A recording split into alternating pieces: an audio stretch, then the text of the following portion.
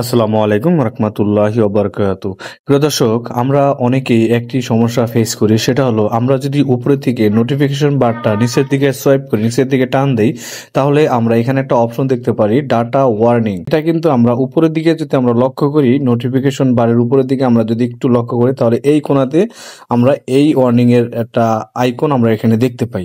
এটা কিন্তু অনেকের কাছে একটি বিরক্তিকর, অনেকে এটা পছন্দ করে না যে উপরে এটা থাকবে। আর উপরে যদি ওই চিহ্নটা থাকে তাহলে আসলে দেখতেও কিন্তু খুব বাজে দেখা যায় যে আসলে আমার ফোনটা কি হলো। আর এখানে এটা দেখলে কিন্তু আমাদের কাছে অনেকের কাছে বিরক্তি লাগে। তো আজকের এই ভিডিওতে আমি সম্পূর্ণ সহজভাবে দেখিয়ে দেবো যাতে এই ডাটা ওয়ার্নিং অপশনটি উপরের দিকে যে চিহ্নটা আছে এটা যাতে এখানে না থাকে। হ্যাঁ, এটা কিভাবে আপনারা বন্ধ করবেন চলুন আমি সেটিংসে গিয়ে দেখিয়ে দিচ্ছি। এটা বন্ধ করার জন্য উপরের দিকে নোটিফিকেশন বা নিচের দিকে সোয়াইপ করবেন। নিচের দিকে সোয়াইপ করার পরে আপনি উপরের দিকে যে অপশনটা দেখতে পারবেন ডাটা ওয়ার্নিং, জাস্ট এখানে একটা ক্লিক করে ধরে বসবেন।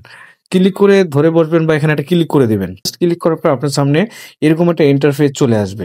স্ক্রোল করে নিচের দিকে আসবেন। নিচের দিকে আসার পর প্রিয় দর্শক, আমার এখানে মোবাইলে কিন্তু দুইটা সিম আছে, একটা আছে জিপি আর একটা আছে হলো বিএল, মানে গ্রামীণ আর বাংলা লিন। এখন আমরা যেই সিম দিয়ে নেট ইউজ করি, আমরা সেই সিমের নিচের দিকে একটা অপশন দেখতে পারবেন। যেমন জিপিতে যদি আপনারা ইন্টারনেট ব্যবহার করে থাকেন তাহলে নিচে একটা অপশন দেখতে পারবেন billing cycle and data warning. Just আপনারা এখানে ক্লিক করবেন।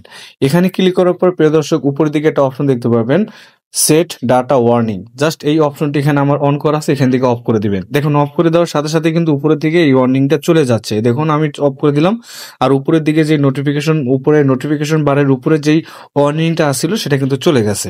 সেট ডাটা লিমিট এই অপশনটা এখান থেকে অফ করে দিবেন। উপরের দিকে জিপি সিমে আমরা এই কাজটা করছি। যদি না হয় তাহলে নিচের দিকে আপনারা আর একটা সিম, যেই সিমে আপনারা নেট চালান সেটা নিচে আসবেন। এখানে billing cycle and data warning এখানে ক্লিক করবেন। সেম ভাবে এখান থেকে আপনার ডাটা ওয়ার্নিং যেটা আছে এটাও এখানে দেওয়া থাকবে, এই দুইটা এখানে অফ করে দেবেন।